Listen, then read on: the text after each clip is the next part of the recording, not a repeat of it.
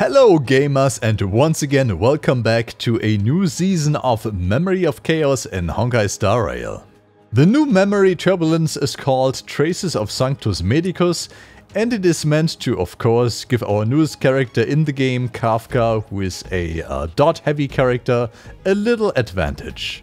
At the start of each cycle, all enemies that are currently inflicted with a dot debuff are immediately dealt damage equal to 200%, so double, of the original damage from all of their dot effects combined.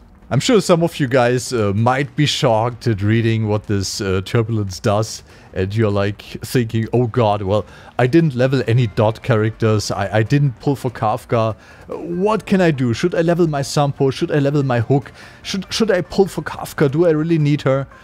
Let me calm you guys down. You can definitely clear this without using any of the specific dot characters. I did it, so you can do it too. I personally do not enjoy the damage over time playstyle at all, which is also why I decided for myself I'm not going to pull for Kafka at all. She's an interesting character, I'll give her that. She's an interesting character, but I do not at all enjoy her gameplay style, and I definitely do not enjoy that I need to level up other damage over time characters to make full use of her. So I decided I'm not going to pull for Kafka. I'm going to just brute force through this Memory of Chaos with my characters that I currently own, the characters that I enjoy playing, and I'm just going to wait for, you know, the next characters, for Imbibitor Lune, for Fujuan. Those seem a bit more like characters that I want to play with. One interesting thing to keep in mind here is that even though you might not be using a dot character for this, there is still a way to apply dots anyway. If you're using a physical character, a fire, a lightning or a wind character, and you are breaking an enemy's toughness gauge, you're also going to apply a dot on them with that specific element. And of course, that dot is going to make use of that memory turbulence as well. So it's not a lot, but it's interesting to keep in mind at least. Take note that breaking an enemy's toughness gauge with an ice character or a quantum character is also applying additional damage, but that damage is not considered a dot, so it is not going to work with this memory turbulence. But let's talk about the actual fights, shall we? So for the first fight of Memory of Chaos 9, you could see that I simply went for like a powerhouse comp. I had played in there, I paired Luoja with him, of course, because they had an insane duo.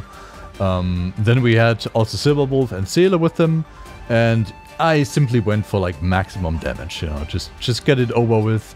None of the two bosses seemed like really difficult. I definitely feel like the second fight here against Svarog is the more difficult one, because this guy, as you all know probably, he can summon his hand, his claw, that can take out one of your characters for a while. And that is also the reason why, along with my lightning duo, Jingyuan and Tingyuan, I also put my secondary healer, Natasha, with him, as well as March 7th, who, by the way, is able to freeze Svarog, which kind of surprised me, because he has like this this control effect resistance buff on him that I thought it would make me unable to freeze him, but apparently I can freeze him because March is just that powerful, I don't know.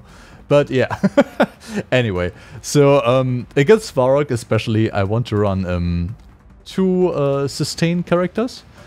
So that is why I always put my March together with Natasha when I fight him. Because like even when he grabs Natasha and I cannot heal anymore, I still have March to apply shields on the people, or maybe even just, you know, delay the enemy turns with freezes, and that might be sustain enough. And if it is the other way around, you know, he grabs March, then I care about that even less, because I still have my healer that can simply heal. So yeah, that's the idea behind this comp. Definitely this is going to take a bit longer than the first fight, of course. we have less damage in this party. There's only one DPS, and that DPS is also an erudition character, so you know, it's not a lot of single target damage. So that is also why the first group was very stacked with damage, because I tried to make up for, like, you know, all of the turns, all of the additional turns that I need in the second battle here, but yeah, you will see it's not even close, but that was the thought process behind my comps here, so yeah. I feel like AoE damage really is the best way to deal with this fight, since, you know, all of the enemies are weak to lightning. You definitely want to break the toughness gauge of the claw as quickly as possible to get your fourth teammate back. So, isn't it great when you can, you know, do that, break that toughness gauge, while you're also dealing damage to the other two bosses? I know, right? So, yeah, Jingyuan definitely doing a good job here. I'm pretty sure Serval can work, you know, just as well. And definitely Kafka probably going to be the best in slot here for sure, especially with the memory turbulence. So if you have her, that's great. Okay, so final stage, stage 10, we are facing Kafka once again, which was a big surprise to me, since I figured that, you know, when she's the banner character, she's probably not going to be the final boss in the Memory of Chaos, but, well, here she is again, you know, just like before. So, yeah, first fight, weak to lightning and fire, so we're going to use our secondary team comp here with Jingyuan and Tingyuan, Natasha for the healer, and the Trailblazer of Fire for some additional tankiness, and of course the Fire Break. And for Kafka, I'm using the exact same comp. I believe it is the exact same comp as last time. I mean, it is pretty much exactly the same fight, you know, and it worked before, so why wouldn't I do it again, right? So, anyway, okay, let's get into the first fight here. Oh boy, so here at the very end of the first battle of Memory of Chaos 10, we are once again facing these double decaying shadows. This is definitely one of the, if not the scariest fight for me actually, because I don't know, these two, they really like to, at least that's my experience, they really like to team up on my there you go, they really like to team up on my DPS characters, or like my weaker characters, and you know, they deal a lot of damage, and they also imprison them, which is very annoying, because now what I have to do is I have to use a skill point with Natasha to get rid of this imprisonment on Jingyuan, so he's not going to lose his lightning lord. So yeah, it's it sucks.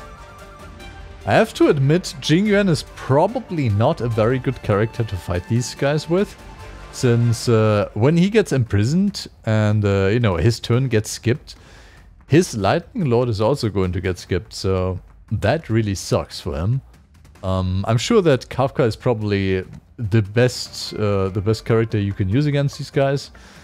I'm actually pretty positive that Serval is probably better against these guys as well, since, you know, those characters do not rely on the lightning lord, you know.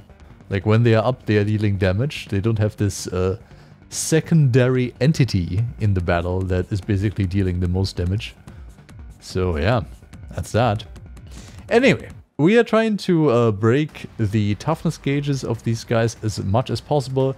This is also why I'm using the Trailblazer of Fire instead of March, for example. I do believe March is the better tank. Oh boy, here we go again. I do believe March is the better tank right now for me, but since, you know, Trailblazer is using a fire, he's helping with breaking these gauges. And the more we break the gauges, the less they are going to act, and the less they are going to annoy me with the... Jesus Christ. Yeah, you can see what I was talking about, right? Like, they love to attack my Jingyuan. They love to take him out of combat. They love to almost kill him. It's crazy to think if my Jingyuan had like any less HP or any less defense, they would just be able to, you know, just kill him. Just straight up kill him in one turn. It's crazy. Definitely struggling again right now. As I said, these guys are, I don't know, these guys are scary. These guys are scary. They scare me more than the Kafka. Which is maybe a weird thing to say, but you know, that's just my personal experience here. Anyway, almost got them down. Natasha is looking, she's looking okay. I'm using a normal heal here. Trying to save the ultimate just in case. I got enough skill points, so should be fine. Okay, there's one down. Big damage from Jingyuan. Very nice. Didn't really need to save the ultimate, to be honest, but I guess playing it safe doesn't hurt either. Anyway, one last ultimate here, one last heal. And then it's time to send this one to her partner. Boom. There we go. And now, the final fight against the final boss, Miss Kafka, once more. She's probably mad because I do not like her playstyle and I do not want to pull for her, so she's trying to slap my ass, but nope. I'm not going to let that get done to me. I'm going to show my dominance. I'm not going to get dominated. I probably will, but yeah. Anyway, so we are having a very strong setup here against this fight. As I said, I believe this is the exact same setup we used against the Kafka fight in the last Memory of Chaos, and that worked really well.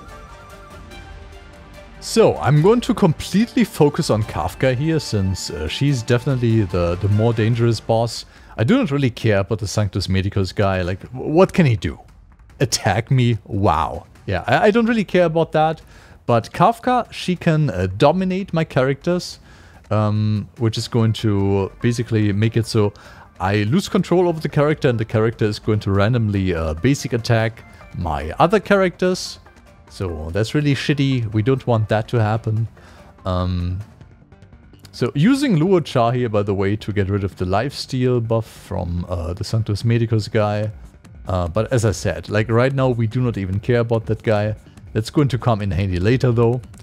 Yeah, main goal for us right now is breaking Kafka's toughness gauge as much as possible, to delay her actions as much as possible, because when she cannot make use of her domination skill, when she cannot make use of the insane damage she is capable of, then it's going to be an easy fight. Especially imaginary characters are amazing against Kafka. Blade, definitely a good character too. You know, he's dealing damage. Wind is one weakness of Kafka, so he's helping with breaking the gauge, but the more important characters right here are definitely Luo Cha and Welt, because they are imaginary, and when you break someone's gauge with the imaginary element, you're going to imprison them, and what that does is it delays their turns. So they get less turns, you know, they are basically slower. They will not be able to use their debuffs as much as before, so that's a great thing. And especially Welt here. Welt's ultimate does pretty much the same thing. It also imprisons. So, you know, turns get delayed. It will take longer for the enemy to be able to move again. And then we have Welt's skill, which also slows, which makes them move even slower. Welt is a crazy character. He doesn't seem like much at the beginning, but once you give him some good gear, once you level up his traces and stuff, and he gets some nice effect hit rate, you don't need too much actually, like about 30% is enough, because his skill hits multiple times. It's actually most of the time it's enough to trigger the slow. But yeah, once you get some good relics on him, and you get all the traces, dude, he's one of the best characters for sure, I think. Even though he's one of the, you know, the basic 5 stars, I think he's amazing. So yeah, as you can see, my plan is working quite well. Just like last time. Kafka, really, like she's basically unable to move at this point. She's slowed all the time, she's imprisoned all the time, and you know, when she gets one move, gets something off, it doesn't really matter because we have Luo Cha who just heals it off right away, so yeah. See what I was saying about the two decaying shadows actually being the scarier fight compared to Kafka? Like, she really isn't doing much. I just have some very good characters against her, I guess. But yeah, that's it, guys. Even this guy doesn't have a lot of HP left, so we are just going to quickly finish this up. Boom. And that it is. We did it once again, without any dot character, without really making use of the memory turbulence. We just cleared Memory of Chaos, all 10 stages, 30 out of 30 stars. There it is.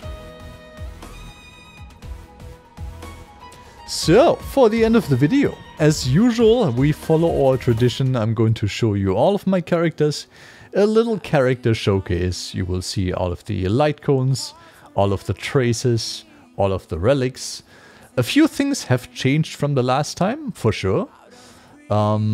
Unfortunately, I cannot tell you exactly what, but I'm pretty sure that the relics of Tingyuan, for example, they changed a lot.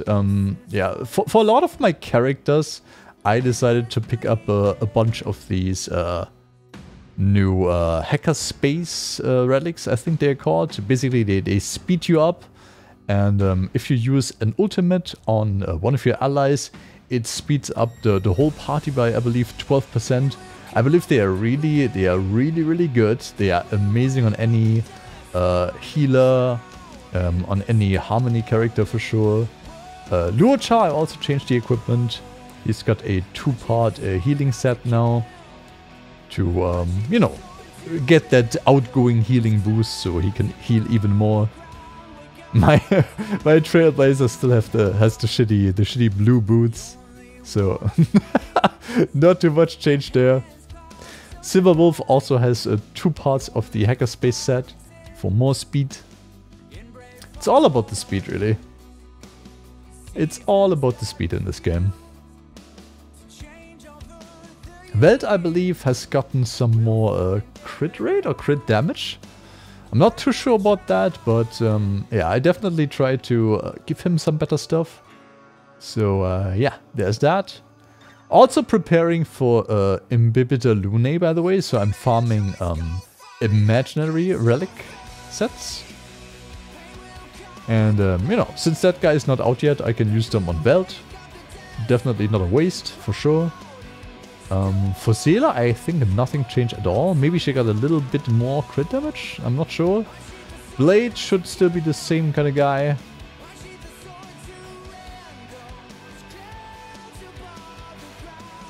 And of course, Natasha, Eidolon 6.